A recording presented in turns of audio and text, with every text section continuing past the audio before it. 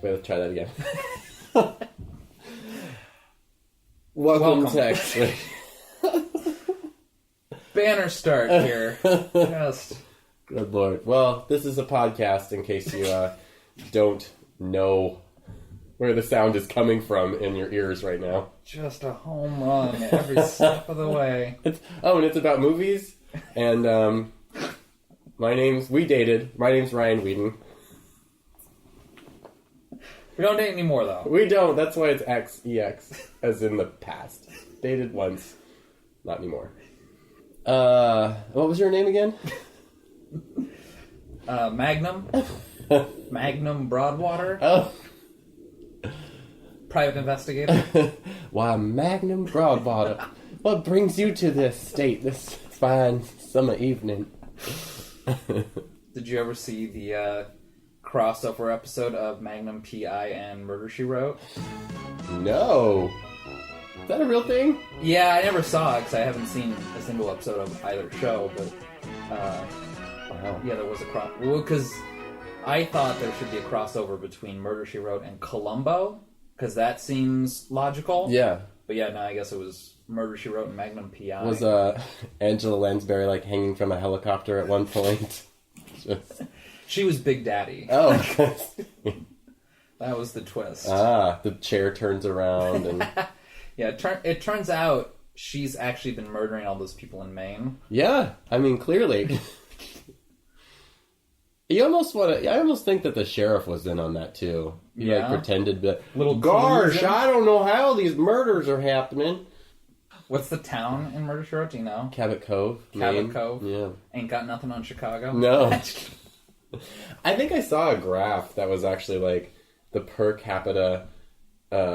murder rate in Cabot Cove is like 5 times that of Chicago or something like that. Maybe it's that town where Stephen King's It takes place. Oh, probably. That's supposed to have a high murder rate too. Yeah. Children in that one. Yeah. It's small town Maine, like every Stephen King story. Hey, I guess we could talk about that. Small town Maine or Stephen King stories? The new It trailer. Did you watch it yet? Oh, yeah. It's a trailer. Yeah, I don't have anything to say. I was hoping you did, actually. The subject matter seems right up Guillermo's alley. He definitely likes horror inflicted upon children. That's true. That's true. So it seems to be something well within his wheelhouse. And as a fan, not a fan of the original, I can't see him doing any harm to it. Yeah. You don't like the TV movie? It's too long. It is far too I love Tim Curry. I thought he made a great Pennywise. Yeah. But it has that like made for TV quality to it. Yeah. And it's 3 hours. Yeah, they used to. I watched a bunch of those when they were actually airing. I remember like the Tommyknockers was like a 4-night event or something. So bad. Too. Yeah, and it's such a bummer when you get to the end. You're like, why did I spend 4 nights of my life and endless hours of commercials watching this? Oh, that one was so bad. Yeah, I've seen most of the Stephen King stuff. Like a couple of the big made-for-TV ones I never saw. Yeah. Like Langoliers I never got around to. That one was okay, as I remember. That was like another 4-hour miniseries. So I'm like, I can't do this. Yeah. Especially if like you already know the story. Did you read the short story? No, it's a short story that they turned into a 4-hour movie. Yeah. I don't know, it's something like people fall asleep on a plane and when they wake up, like there's only this 6 or 7 of them on it. Yeah, and they're in like they're in like the time dimension that gets left behind, and the things that come and eat up the time dimension or the past are these like Langolier things. So, I know what the words you said are, like I know their definitions, but what you said was just a mess. Yeah, somehow it makes sense when you're watching it. Okay. Man, I don't know how to describe them. They sort of look like raisins with razor teeth and like 3 jaws. So like Tremors style? Yeah, but like they fly. Like Tremors 2 style? No, because these don't even have wings. Oh. Yeah. So they like glide or float? Yeah, they just kind of float around. I don't know if I buy that. I mean, you had the rest of it seems yeah, plausible. you had the time past eating future stuff, but stuff without wings flying. I don't know if I can get with it, Stephen King. Give your fantasy creatures wings. So you only watch Stephen King movies if they're made specifically for television? I saw Pet Sematary. Yeah, that one was better on rewatch, I feel. Yeah. I don't know. Dreamcatcher? Oh my god. Never again. Yeah, I had a friend who was reading the book, and she was just trying to explain to me what it was about.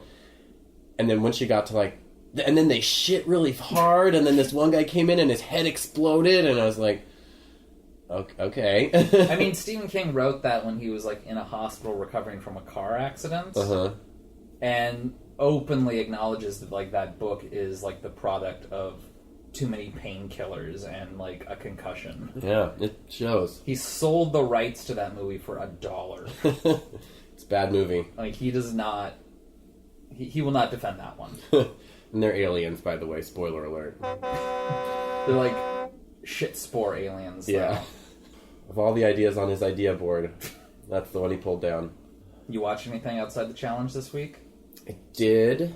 Not really movie related though. Or I guess I watched one movie on your recommendation. Now that I think about it, I watched Pulse. Oh yeah, the J horror. Yeah. Pretty good. Yeah, that's one of those movies that's scary in the exact way that I find scary. Yeah, really great use of sound. Okay. I think is what makes that movie super successful in the scare department. With the whispering and just moments when he'd drop everything except for one sound kind of thing, which was really creepy. It went on for a little too long. I think you could cut maybe a half hour from that, but overall really, really good. How about yourself? I saw one that was pretty truly horrible, called Animal Room. That sounds cute. It stars Neil Patrick Harris before How I Met Your Mother, but after Doogie Howser. Okay. And Matthew Lillard pre-Scream, and it's so bad, and because it's trying to be Clockwork Orange, they're even some the punks in there wearing a bowler hat at some point. Oh wow! But it's also trying to be melodramatic after-school special on the dangers of bullying. Oh no! And it just really comes across as neither of those things. And it really feels like it was written by a bullied 12-year-old, because it was all if I kill myself, everyone's gonna feel bad, but that's actually the reaction. Everyone was we didn't listen to him when we had the chance. Why did we let this go on? It was so bad. And what made it worse was I think I had a defective DVD.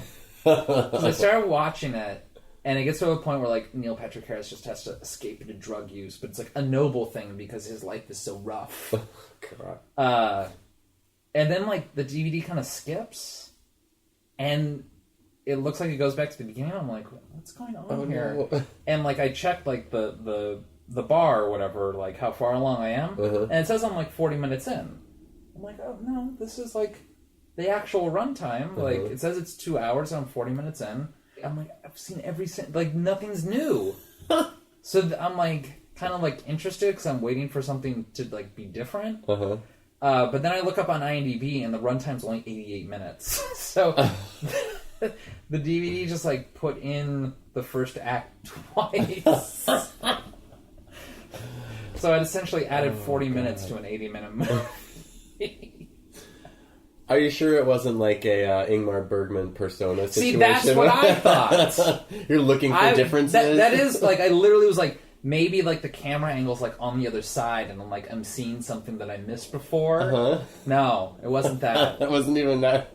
I spent 2 hours and 10 minutes watching an 88-minute movie.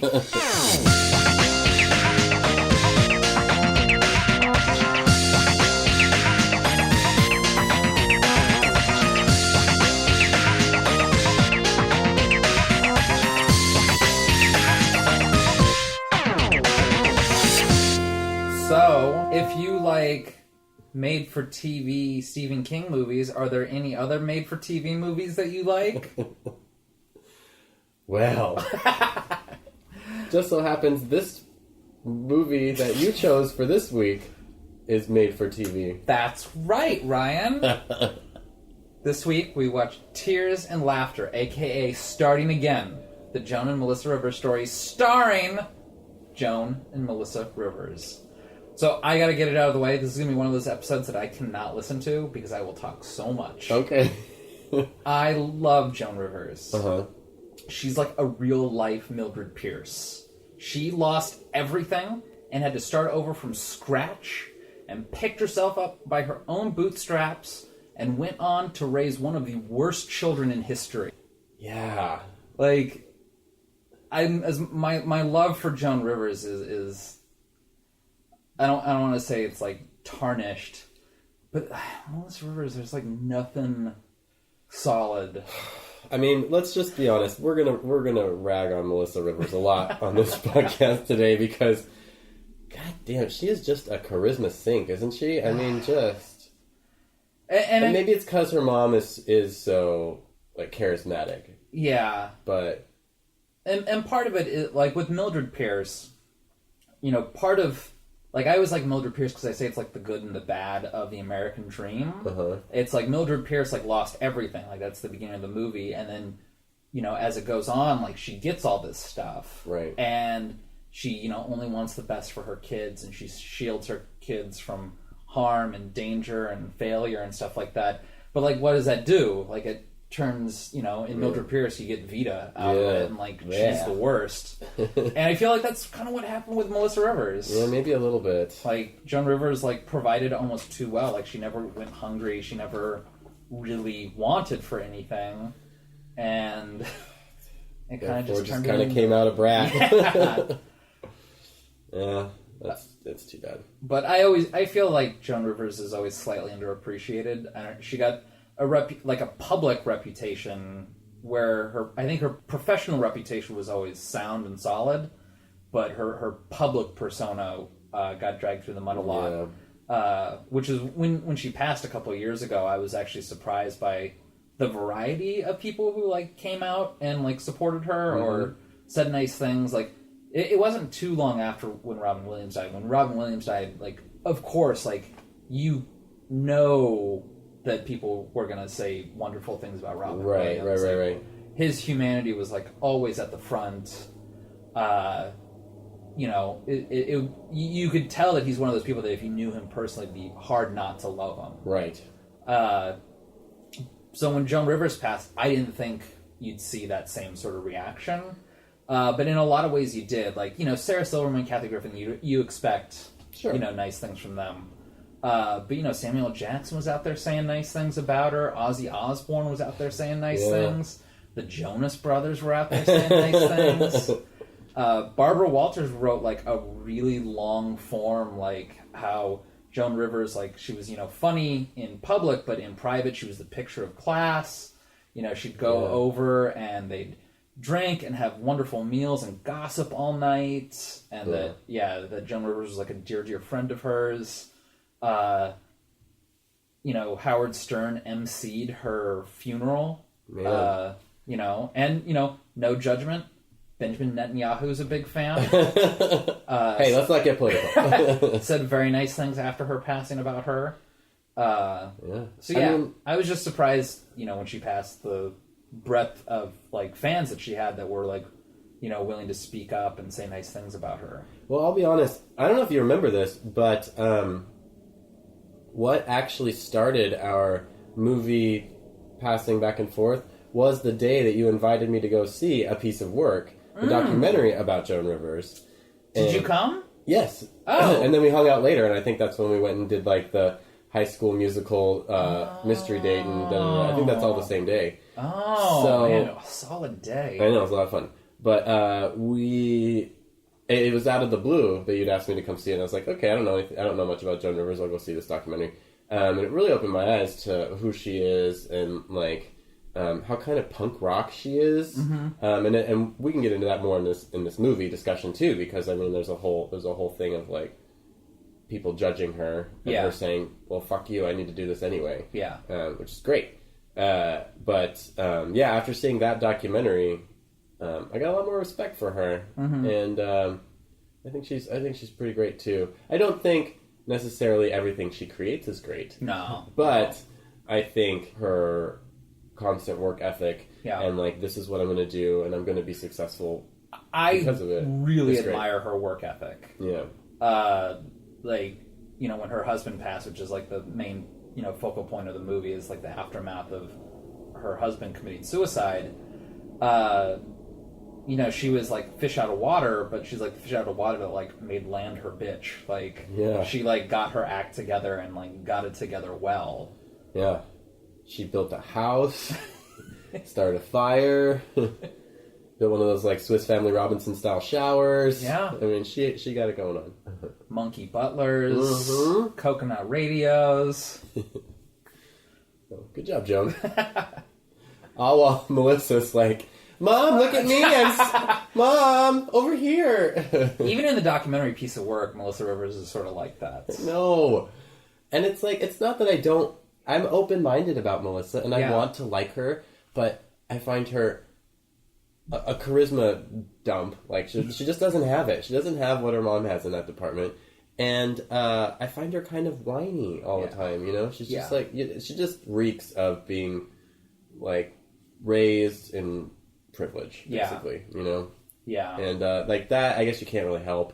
But at the same time, it's like, maybe don't go in front of a camera and make us watch you. Yeah.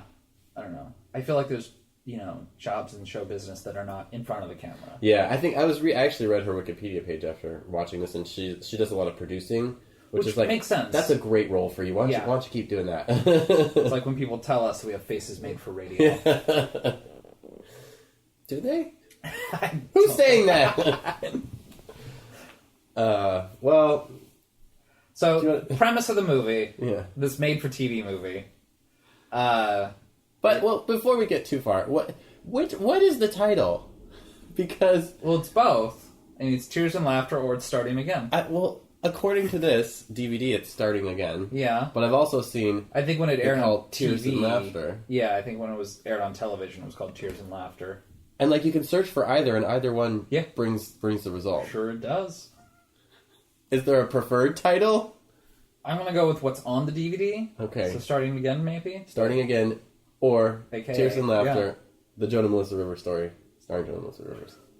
So her husband commits suicide, and the movie is sort of the aftermath and the falling out and the starting again, if you will, of Joan and Melissa's relationship.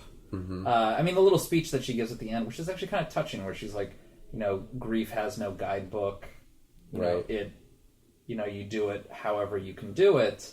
And for me, it's like, you know, Joan, her form of grief was to keep moving forward. Right. Which, you know, some people might say... She kind of had to. It was out of necessity a little bit, too. Yeah. I mean, some people... Like, the problem that Melissa had with Joan's form of grief is that it looked like she was just moving on and forgetting about Edgar. Right. The father. But from Joan's point of view, it was like she had no choice. Like, they needed a home, they needed to eat. Yeah. Someone had to be the breadwinner. She needed money. Yeah. And, I mean, I understand how that might be seen as, like, running away from your problems as opposed to facing the grief. Yeah. But, I mean, I don't think that was accurate in the slightest. Like, no, yeah. Yes, part of me, you know, I'll look at that and be like, oh, yeah, they're keeping busy because they don't want to be, you know, alone with their emotions, or they don't want to, you know, have to deal with, you know, this tragedy in solitude. But I'm like, no, I kind of admire her, like, you know, she dealt with it. I feel like she grieved an appropriate amount of time before, like, starting to work and, like, starting to take her very, like, imminent problems seriously. Yeah. It was, like, 2 months or something before she hit the road again, I think is what they mentioned. And it's like, she needed money. Like... Yeah. Well, and comedy is, like, famous for comedians going through shit and then using comedy as a way to deal and move forward. I mean, like, there's the Tig Notaro famous you know, thing where, you know, she gets diagnosed with cancer after having C. diff and her mom dies, and just like, I can't do these stupid jokes anymore, I've got to talk about this. And joking about it, and it's like, you know, it's a stellar set. So it's like, maybe that's how she's dealing, because she is a comedian, you know, like that's her job, has been for years and years and years. So she's like, this is how she's moving forward. I mean, it's like, that's what comedy is great for, though, is like looking into the darkest places and laughing. You know? Yeah, like, I mean, Richard Pryor did it with racism, like throughout his career. Louis C.K. definitely got famous as his marriage was ending. Yeah. So, you know, these people hit these like dark times in their life and they spin it into gold. Yeah, you know? that's what makes a great comedian, is if you're able to really take those dark times and make other people laugh at them. Yeah. At you, I guess at you while you're talking about them. But so that's why it seems so petty that like that Melissa Rivers is like, how can you be doing this? Yeah, because it's like, you know, this is what your mom's job is, right? Yeah. And like there must be like some kind of cathartic healing properties to it that you must know about that. I mean, they do go to pains to point out that Melissa's 19 years old in this. Did you notice that? Yeah, they said they it a say lot. it. I feel like it could be a drinking game the next time you watch it. Every time they say Melissa's 19 years old, take a shot. But she should know that by now. I mean, she's lived with her mom for 19 years. Yeah. And I mean, Joan Rivers was never known as like the demure sort of prim and proper comedian. It's not like when she went out there, people were suddenly like, oh, this is a new face for Joan. It was like, I mean, it was like a new phase, like a new chapter, but it was still in line with like her style. Yeah. But I mean, with Joan, I really admire her work ethic and I admire her stamina. And, you know, she wasn't above being the butt of her own joke. Right. You know, she didn't take herself too seriously. And those are just things like that I admire in like a human being in general. Yeah. So to have someone who like made a career off those sort of values, you know, just sort of really expands like my love for her. Well, she's the lovable one in this movie. It's like definitely. it really suffers from like a Julie and Julia situation where it's like half of this movie is really good and interesting, and the other half is like an after-school special about how drugs are bad. Yeah. You know? And it's like, it's difficult to reconcile, because I really, like, whenever it cut to the Melissa story, I could catch myself sighing and being like, it became such a lifetime original movie. When it, like, yeah, the Melissa Rivers end of it was such a lifetime original movie. It's like, the boyfriend's bad and won't leave her alone, and like, you know, is, you know, doing drugs and hits her and blah blah blah, which, not to like belittle, like, I'm sure all that was like true. yeah, But, like, she comes across as like being like the weak one almost, like in this situation. Like, her grief is taking the form of like having like no Petulance. sense of self and just, you know, being just litless to whatever life gives you. Like, yeah. she gets into a relationship with like the first person that she has anything in common with, and then she can't shake him for some reason. Yeah. It's weird that, like, she goes back to him, I think, Yeah. 2 or 3 times Yeah. after he hurts her, and it's like, I don't know, I don't want to victim blame here, but it's like, there's a one point, I think it was the last time she finally asked him, like, can I trust you? Oh, yeah. And I was shouting at the TV, like, no, Melissa, no! Yeah, especially because he'd just been, like, a general dick. Yeah. Even when he wasn't a dick to her, he was a dick to other people. Yeah. And he couches it in, like, this, oh, but that was when my dad committed suicide. It's like, don't fall for that shit, Yeah. Melissa. Come on, girl. But I mean, I don't want to, like I said, I don't want to rag on her too much. Yeah. Um, It's hard when it's contrasted with Joan, who's like, her husband commits suicide, and yeah, at one point in the movie they say like, Joan wants me to be the widow on the hill that Right. like just goes into like solitude and like mourns for my lost husband for the rest of my life. yeah, And like but like even at the wake she's making jokes. right. Which is what I was saying earlier. That's how she heals and copes. You know, Yeah. like you have, if she's a comedian, that's how you do it. You know. Yeah. Did you ever see her spot on Louis, the show, when she guested on? Did they sleep together or something like that? Yeah, at the end. That's right. Yeah, I did see that. I just like she was talking about how how hard show business is, and that just because you're popular now doesn't mean that you're going to be popular in 5 years. Right. And she goes, I thought I had the lock on old. The lock. And then guess who? Back from the tomb. Betty White. Dusts off her old dumb tits and comes marching back. Yeah. And I was like, and then she just talks to Louis about, like, you know, the friends you make on the way up are the ones that are going to give you a helping hand on the way down. And, you know, I'm playing the big room now, but in 5 years I could be playing the small room. And, like, you just got to run with it and, you know, be okay with it. Yeah. This is the life we've chosen. How hard would it be? Just imagine you had, like, your own show on Fox. Mm-hmm. Like, Johnny Carson, you were almost going to take Johnny Carson's job. Yeah. To have all that, like, pulled away from you. Yeah. And then your husband commits suicide. Yeah. And then to have to go back to working these, like, basement comedy clubs that you were doing 20 years ago. In 1 year. Like, this was all 1987 that this happened. Like, her show got plugged and her husband committed suicide. And, yeah, she had no cash. It must be, like, I'm picturing, you know, think of some big band, or, I don't know, let's just say... Like Tommy Dorsey? Sure. And then, like, you know, something happening, your label dropping you, and then you can't get an agent, or blah, blah, blah, and then finally you're just, like, back to performing, like, shitty, tiny venues again, because it's like, this is all you know. Like, that's hard. Yeah. You know?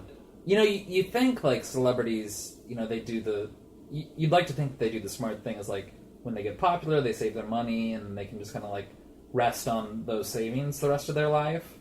But as we saw not too long ago with Erin Moran, Joni from Happy Days, she died at 56, and it was like, she hit bottom and just stayed there. It's like she was in Happy Days, and then she was in Joni Loves Chachi, and, you know, you'd like to think that royalties from that or something, you know, she could live somewhat comfortably. I imagine those dried up a while ago. Yeah. That sucks. Yeah, it's always sad when you hear those rough times don't go away or things don't get better for people like that. Thankfully, Joan and Melissa dealt with their problems by making this movie. Yeah. And I think it's in Piece of Work where they talk about how it seems so sick to, like, star in a movie about you in, like, the worst time of your life. But she said that it was oddly therapeutic and that her and Melissa weren't on good terms for a long time until kind of after they made that movie.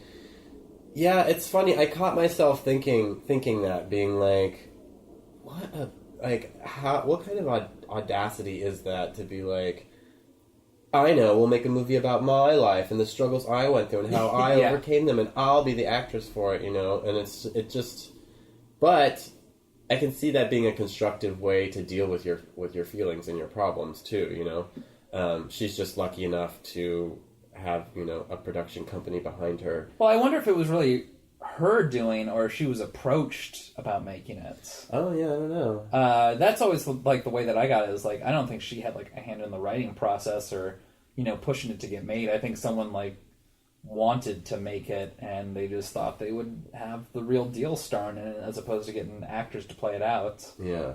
At least that's the impression I got, but I might be wrong. I don't want to be too harsh on this movie. Yeah. But I think it's a pretty good example that the method acting is bunk. The method of acting. The method of acting. Because they lived through these situations. Yeah. And I don't know if they were really tapping into those actual moments. Joan, I think, can pull out dramatic moments. Like, especially like I mentioned it before, like her monologue at the end, I actually felt like she delivered that pretty well. Melissa, no. Like, I can't shake my head at that enough. She just... Nothing's What is it, though? believable. I can't even put my finger on it, because, like, if I'm being generous, it's because she's in the shadow of Joan, and it's always being compared to her, and, like, that's just too much of a mountain to be compared to, right? Yeah. But then again, I mean, it's like you got your moments. Like, make the most of them. And she just, like, there's nothing going on there. Yeah, it's because Joan's such a firecracker. Like, she comes out guns blazing, and Melissa really does not.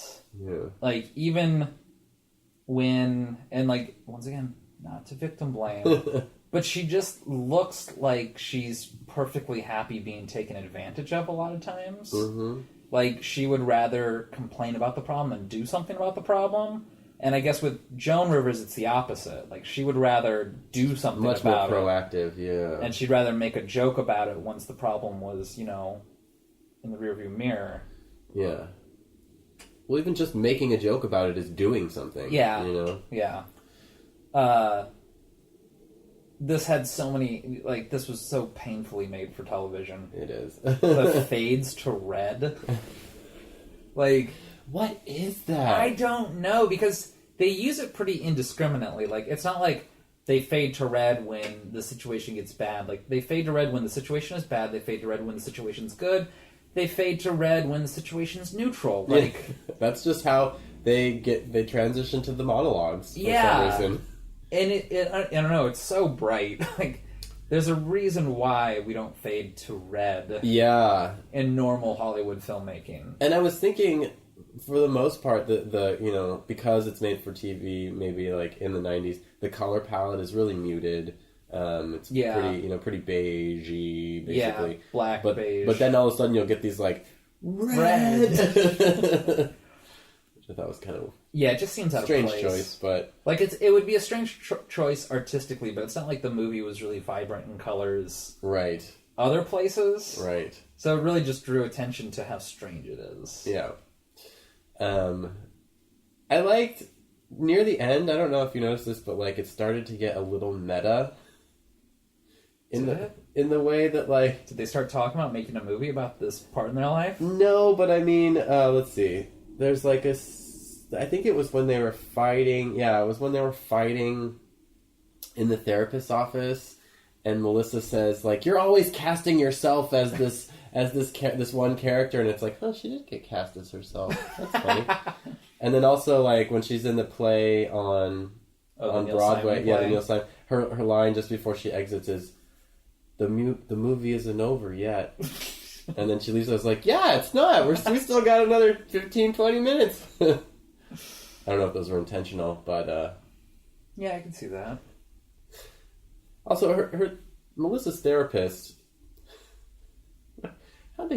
What were they? That whole role and the therapist. There's a bar in that therapist's office. Did you notice that? I didn't know. I do remember like the one time they try and have like a group therapy session. Like it's a fairly long scene because they're yelling at each other quite a bit. The therapist does not have a line. I know, he's terrible at his job. And I remember there's like a scene where after Melissa storms out in a huff, and there's a scene where it's like Joan's in the fore, he's in the background, and she says something like, "Well, just great." And he just, like, turns.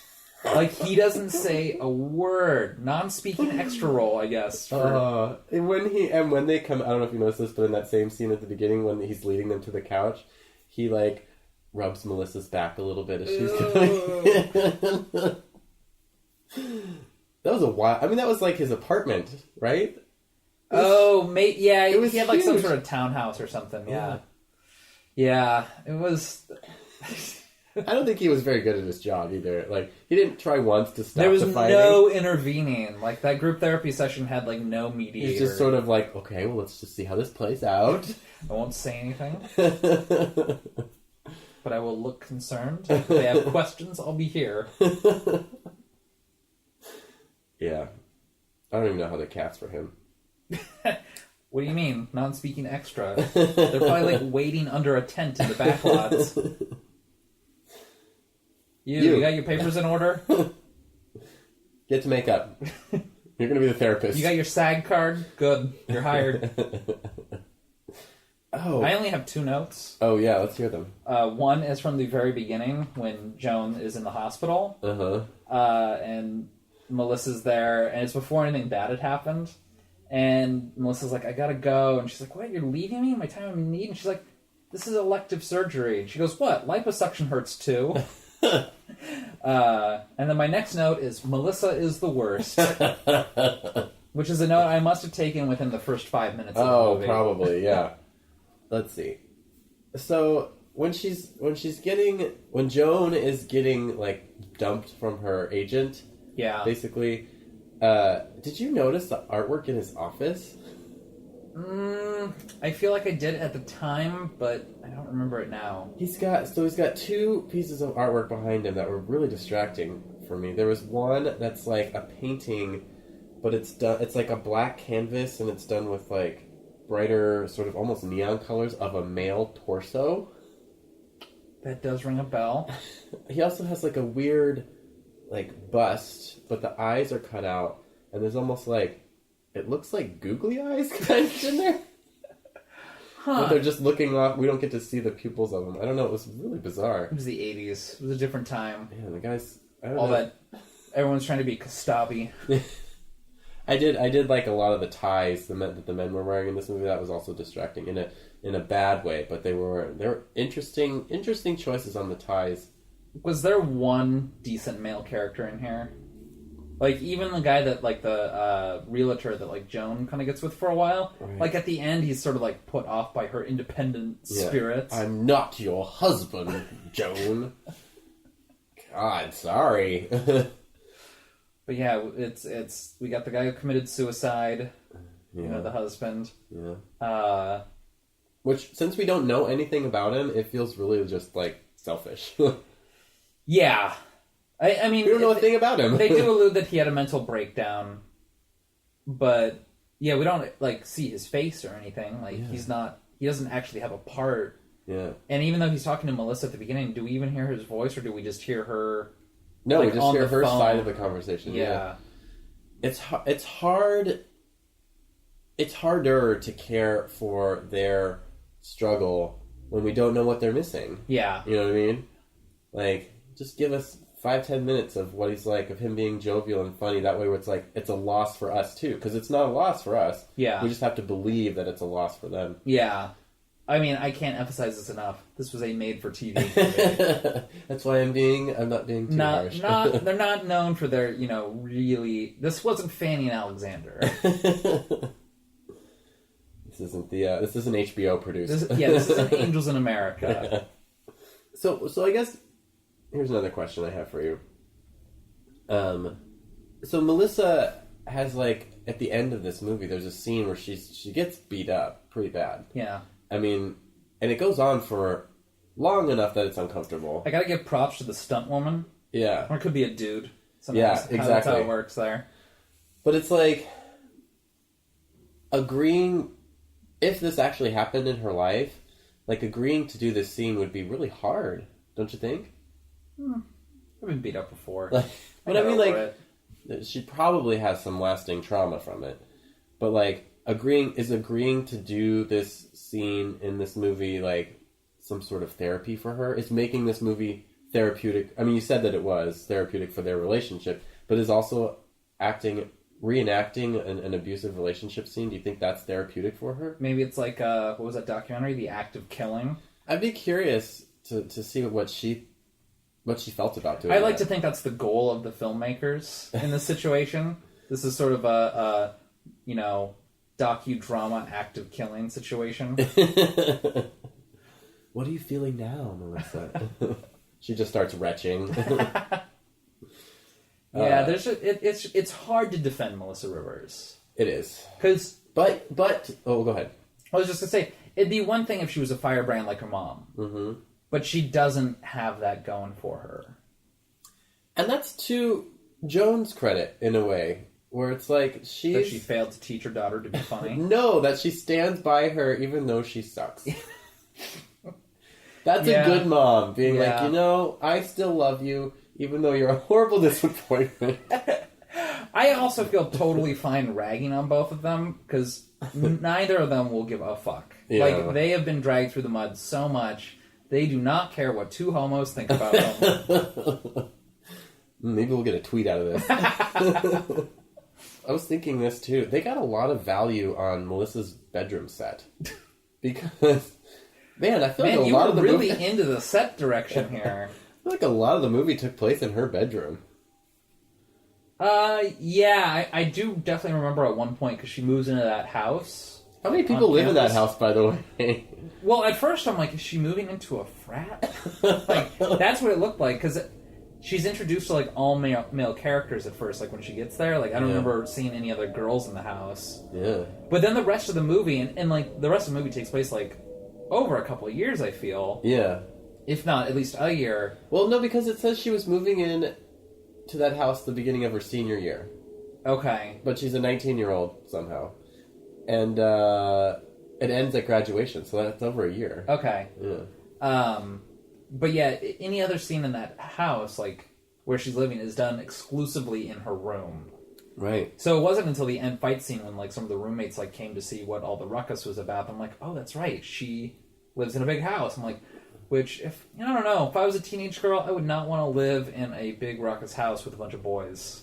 Yeah. That would not be my first choice. She wants to be treated like a normal student. Oh, wait, there's a good guy, her roommate. Yeah, maybe. Like, he does ostensibly dial 911. I guess, you know, the bar for human decency is pretty low in the movie, but... He's the guy that she should have gone with. I think he was cuter, if I remember correctly. Definitely cuter. Definitely cuter. So where do you rank this in your made-for-TV movie pantheon? Well... A deep bench, I'm sure. Yeah, it's a little... it's better than Tommy Knockers. I'll say that. Glowing endorsement. I'm going to put that on the back of the DVD. Back of the Blu-ray, I'm sorry. Can you see someone at the like looking between Tommy Knockers and this, and they're like, I don't know. They flip it over, and it's like, better than Tommy Knockers. Okay, yeah. Well, it says it right there. Then what am I doing with this? I don't need that. God, that'd be a great sales tactic. You could find out when your, like, title was coming out and, like, the other titles that were going to be coming out right next to it, and just have a review on the back that says better than, you know, before and behind me. Yeah.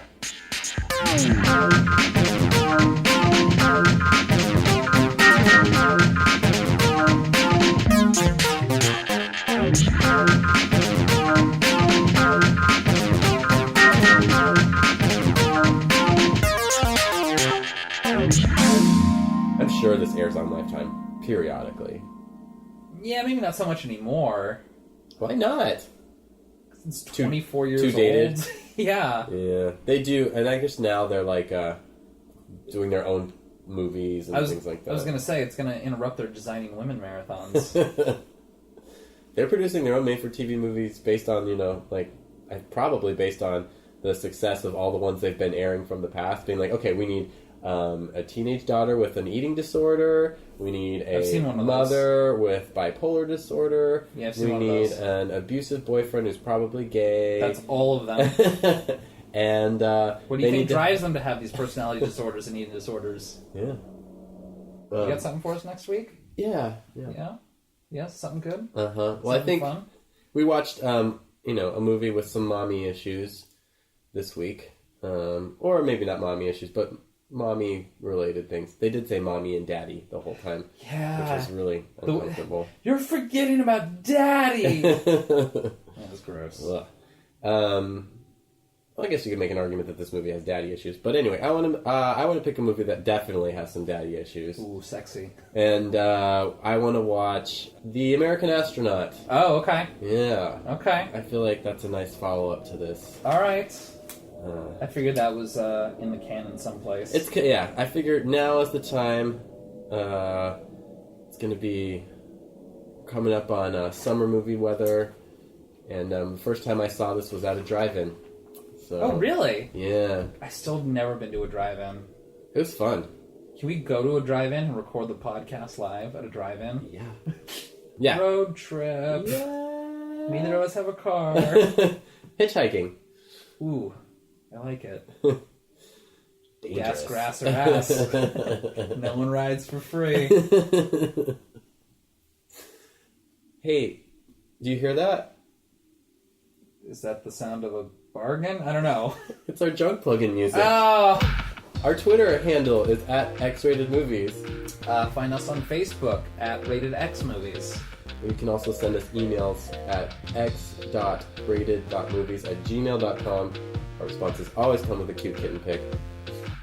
And like, subscribe, rate, review on iTunes. Just X-rated movies. Yeah, tell your friends and get them listening too. Subscribe on their phones surreptitiously. And AOL keyword X-rated movies. I'm glad you're still using that. It's making a difference. Fun fact, 95% of AOL searches are X-rated movies. Really? That's not you searching for them, is it? Yeah, I searched 95 times. Wow, okay. I wonder who those other 5 are. Gotta get those bumps up there. Yeah. Okay. Thank you for listening. We'll see you next week with The American Astronaut. I'm excited. Me too!